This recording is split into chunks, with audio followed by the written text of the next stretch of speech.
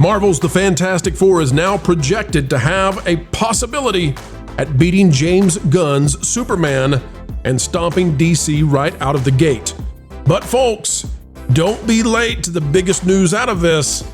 We may have to eat crow right here on the Pro Channel because, don't you know it, the Access, Lamestream, mainstream media so excited to tell you that Pedro is a star once more.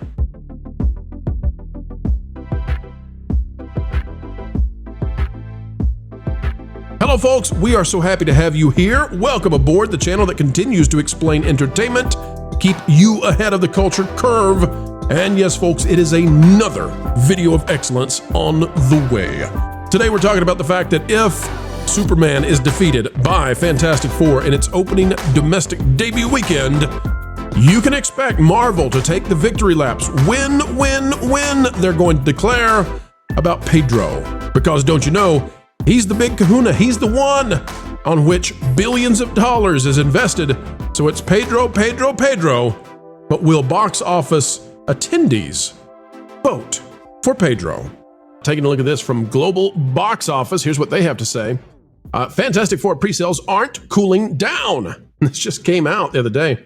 It's tracking to make $20 million plus in previews and $105 to $125 million on its domestic opening weekend, depending on reception. The biggest opening weekend for Marvel Studios since Deadpool and Wolverine, which is saying absolutely nothing. New tracking report and global projection on coming days. Okay, and then guess what else, folks? Our good friend out there, Yellow Flash, says Disney and Marvel are terrified about the Fantastic Four box office projections tracking the same as Superman. And okay, well, that's two different ways of looking at it, but both similar, right? Because yeah, if this thing makes 105 to 125, it's right in line with Superman. The question becomes, though, will Marvel take a victory lap if this thing barely beats Superman? And, oh no, will we here on the panel have to eat crow if Pedro comes away with a number one, even if it's only a number one in comparison, not a number one at all in the eyes of Marvel? Guys, what do you think about the tracking right now for Fantastic Four? And do you think that it's appropriate for us to compare first weekends for Fantastic Four and Superman? Who's actually putting out these estimates? Right now, Global Box Office Pro that I usually use, they are not putting anything out. And the fascinating thing about that, Tom, is we have projections for movies going right up to Fantastic Four. Fantastic Four should be projected at this point. Looks to me like the big ones don't want to touch the projections, and I don't know why.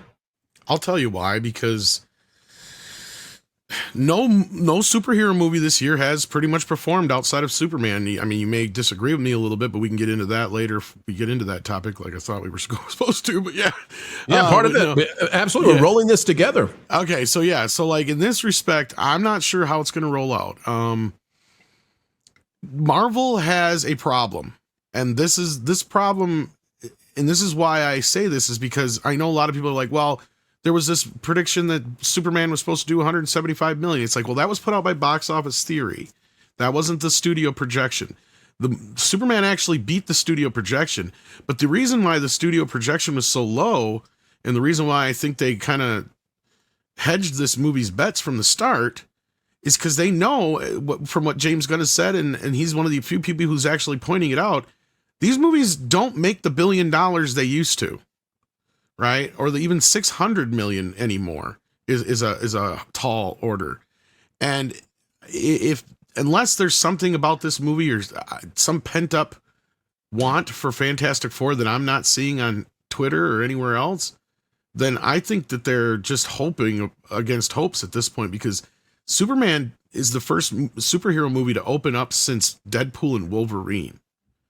I mean, let me give you this, Tom. I'm interested in your thought on this. I understand that. What I'm curious about is if Pedro Pascal and Fantastic Four barely beat Superman, is Disney going to use that? Are the shills going to use that for a narrative victory lap and declare that Pedro is truly just as popular as ever? Yes, because they're doing the same thing with Jurassic World right now. So yeah, absolutely. Because the media is biased against this movie. I mean, I'm not even really talking so much about the Snyder Bros and all that stuff. They're just loud noise, really. The bigger problem here is the media bias that's been out there. And don't you think for a second that they're not going to try and spin it in some way that, Marvel beat Disney or Disney beat DCU if that happens next weekend. Now, is the movie probably going to open at number one? Absolutely. But I'm not even sure it's going to open in much better or anywhere near Superman's 125. I just don't. It could, but you're getting late in the summer. And let's be real. All the woke stuff aside, there is some superhero fatigue starting to set in, especially overseas. Right. And I think that this movie is going to struggle just as much as Superman, if not worse. I'm curious what you guys think. As a person who enjoyed Superman 2025, and I liked it. I can understand why people don't like that movie. I had a fun time. I went with a teenager to see the movie, so I guess my framing on it was towards a more childlike audience on this. I felt like if that movie came out 10 years ago, people would be falling all over themselves for how much they enjoyed that movie. Well, maybe not with all the poison in the well from the Zack Snyder situation. No, but I agree with you. Had this come out prior to if we got this instead of Man of Steel, in the height of superhero craze, I agree with you. So let me ask you guys this then, because I'm still not buying into the idea that Fantastic Four is going to do fantastic. And the reason for that, Martin, I guess I'll go to you to ask this question. I don't see any reason to believe what the media say after we just saw what happened with Thunderbolts, where they all came out and said, oh, it's crushing the systems. We can't handle the clicks. Oh, they're so pumped for Thunderbolts. And then it wasn't that way. So is it a media machine? Yeah, I think so. My prediction originally for Fantastic Four was that it was going to do something similar to the Thunderbolts, because I think that's the audience Marvel's got left.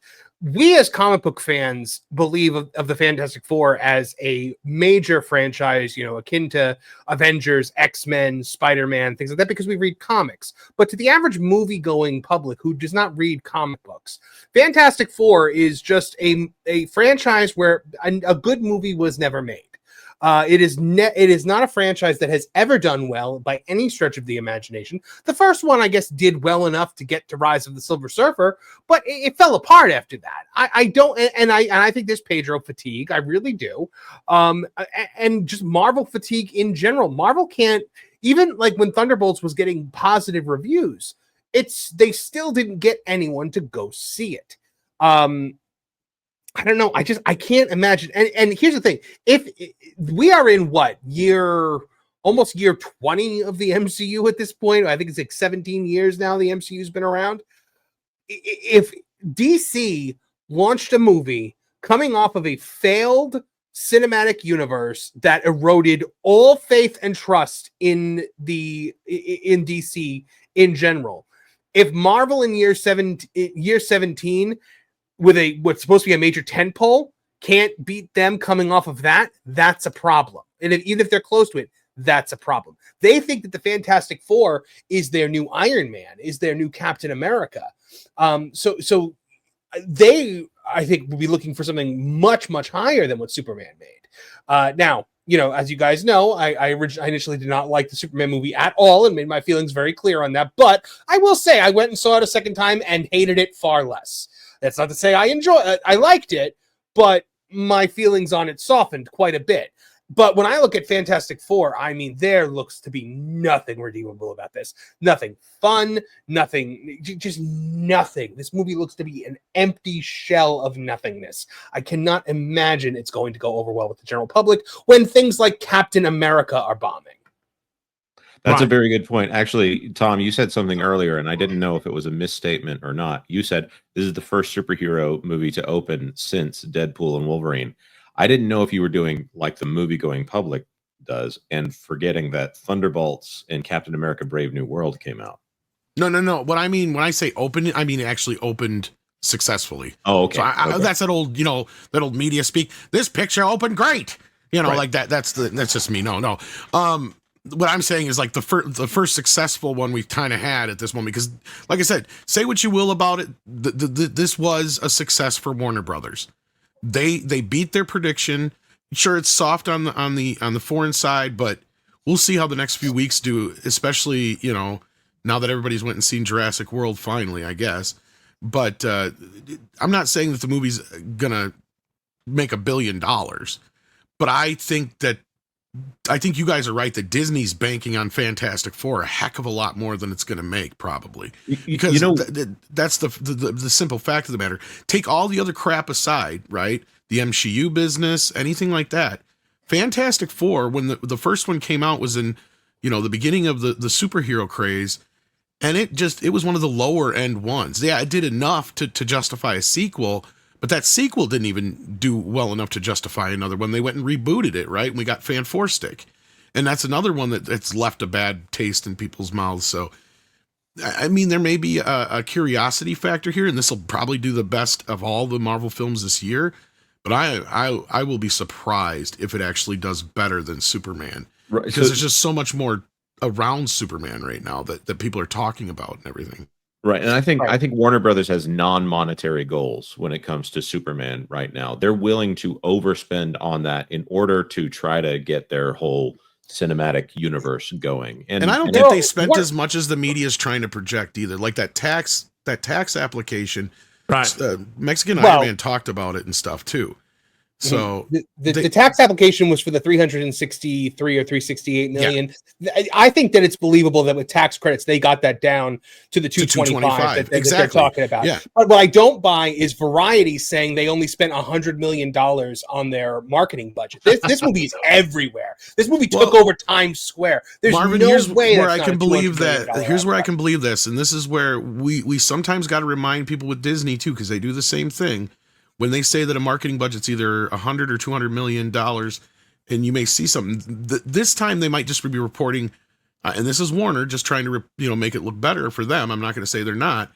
There may be more like $200 million worth of marketing push for this movie, but they're only putting up 100 of it, right? Because you guys got to remember the other half of that money that they usually count on that as a value of advertising is like when Milk-Bone and Dairy Queen and all those guys do their stuff, right? And not to mention the product placement, right? Because I've been fair, like, because people have been wanting to compare this so much with Man of Steel. It's like, okay, let's do it, dollars for dollars with inflation and everything.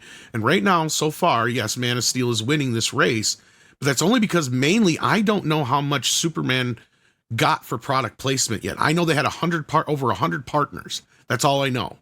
I know the number that Man of Steel got for product placement, which was 160, which helped basically paid for their advertising at Warner Brothers. Right. Because they spent twice as much on the advertising for Man of Steel. I know this feels like we're seeing a lot more advertising here, but Man of Steel, they dumped a heck of a lot more. But that also came out, right after the Avengers and stuff like that. So, and Dark Knight and whatnot. So like that was why they were pushing then so much. I have yet to find that out. I would love to, because that's the other thing is I'm seeing a heck of a lot more merchandising with this than I did the Snyder films. Right. And like actual toy commercials. Yes. Yeah. This like for instance, the crypto, there's plushy exclusive cryptos. I think AMC or Cinema, one of the companies has. They're like selling out everywhere. So to bring this back to Fantastic Four.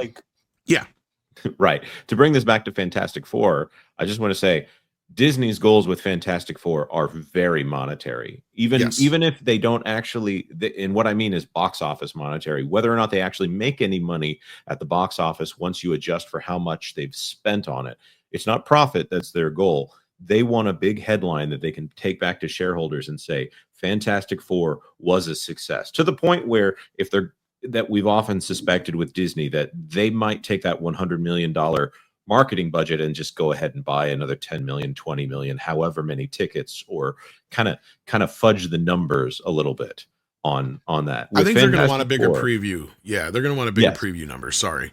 Yeah. So then they want that image early on so that they can say, this movie is the movie that you've all been waiting for so long. I still am not convinced that Fantastic Four can work as a big budget blockbuster film. That has not been proven yet. And I love Silver Surfer. But when it comes down to it, they need to say, yes, we do believe in Pedro Pascal. We do believe in Vanessa Kirby leading the Fantastic Four, because they're going to Doomsday. And that is a horrible name for the situation that they're in. But they have to have Avengers Doomsday be successful. And Fantastic Four is the path there, as opposed to the opening salvo and, hey, here's a bunch of characters you might like. I hope you show up for Supergirl. Well, Anyway. but to be fair, in the Fantastic Four, it actually kind of, because it's setting up the next Avengers movies, is doing very much a similar thing to what Superman's doing. Superman is setting up the new DC universe, but Fantastic Four is trying to make people forget about Kang and the Kang dynasty and all of that kind of stuff, while at the same time setting up Robert Downey Jr.'s version of Doctor Doom and Doomsday. And they are putting a lot of faith that is going to work out. And a lot of that comes down to the shoulders of Pedro Pascal, who they put a lot of faith into. And I personally have no desire to see him anymore. And the other thing about the box office is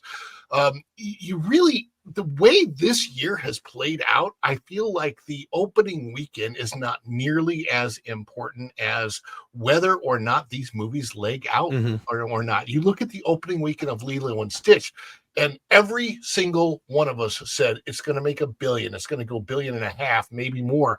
I'm looking at Lilo and Stitch right now. It's still not hit the billion mark. 994 million, almost 995 million worldwide. Well, Movies aren't legging out anymore, and it makes a huge difference. you're not wrong. And at the same time, this is the first year we've really had, I would say, any real competition, right? Because the last few years after COVID have been just a mess with release schedules. And then this year was no different, because they crammed everything into a month period where it was so condensed that I do agree with you. Like, had Lilo and Stitch had a little bit more time to breathe in comparison, it might do better. And that's where Superman might benefit, is that Disney got cold feet, or they backed off, or whoever decided to put this at least 2 weeks out from Superman wasn't completely dumb. Because I think that this next weekend might do well for Superman still. We'll have to see.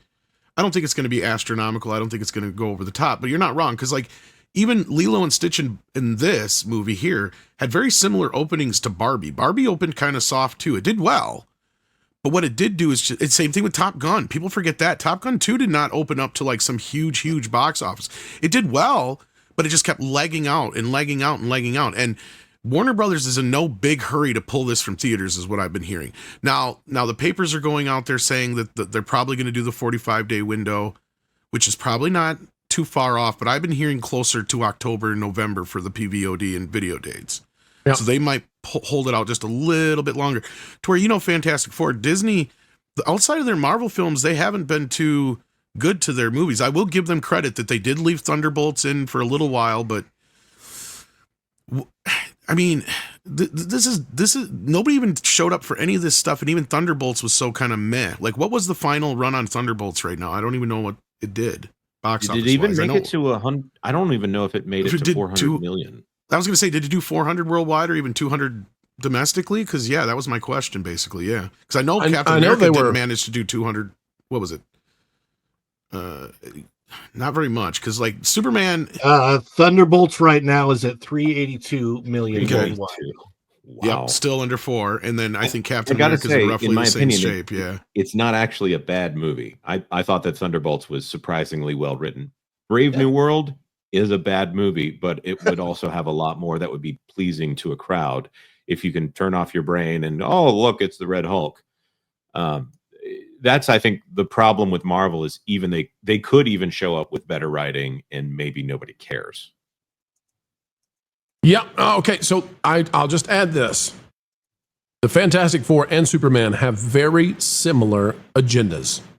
Superman needs to lead into an entire universe of franchises for DC and James Gunn. Fantastic Four needs to lead into what comes after the Avengers films, because as we had heard, Pedro Pascal was supposed to lead the Fantastic Four back into his universe. That's where the X-Men were going to be, and off we would go to the new phase. That, I think, is very much under risk And if Pedro can't win the day, then we're going to Chris Pratt, I believe, to take over the helm. And who knows what happens? Maybe another King Dynasty Hail Mary on the way, where they say, no, audible time, please. We'll let you know, folks. All right, Jonas, we've got super chats out there. Let's go to the stars of the show, our audience. Can I say one thing, though, about the whole like Fantastic Four versus Superman business real quick? Absolutely. And that is just that I think at the end of the day, the big difference here is like, yes, Superman may appear to be divisive, especially in our group, and that I won't deny. But I think Fantastic Four is going to be one of those movies where we all kind of agree. Unless there's something in this that we're not seeing. Because that's the problem, is all these clips they're dropping are basically just confirming all the leaks. So we already kind of know what this movie is. So I have a hard time believing that too many folks are going to come out saying, this movie was much better than I thought it was. We were misinterpreting what it could be. It's like, no. And they're doubling down on everything anyway.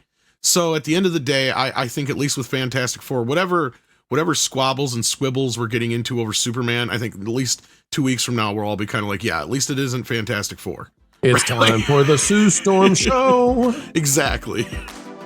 Pulling Hollyweird to the sensible center, the mainstream middle where money is made is not easy, but folks, you make it easy to make videos each and every day, because sharing time with you is a great honor, and we never take it lightly. An attitude of gratitude every single time we have the chance to shine with you. Until the next time, we only ask that you click that like button, share, subscribe, click it, stick it to the algorithms. It is the notification bell. Drop a comment down below. Let us know your thoughts. And folks, don't worry about paying any kind of tuition for this free class and how entertainment works. You are on scholarship. Highest IQ on the internet. That's you for sure. Until the next time we have the opportunity to spend time together, folks, we just ask that you keep learning, keep growing, and as ever, keep having fun. Jump into the water! Why listen to music made by people and companies who really don't like you? Check out Vacation Radio today and prepare for all new content made by the people behind the WDW Pro Channel. It's the place you need for all the music. That should be fun.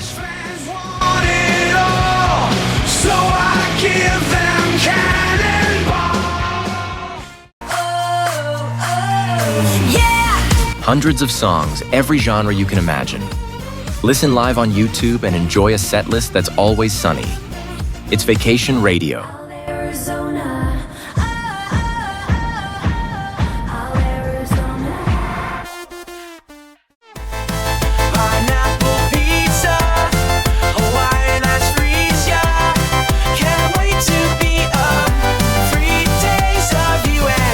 What are you waiting for?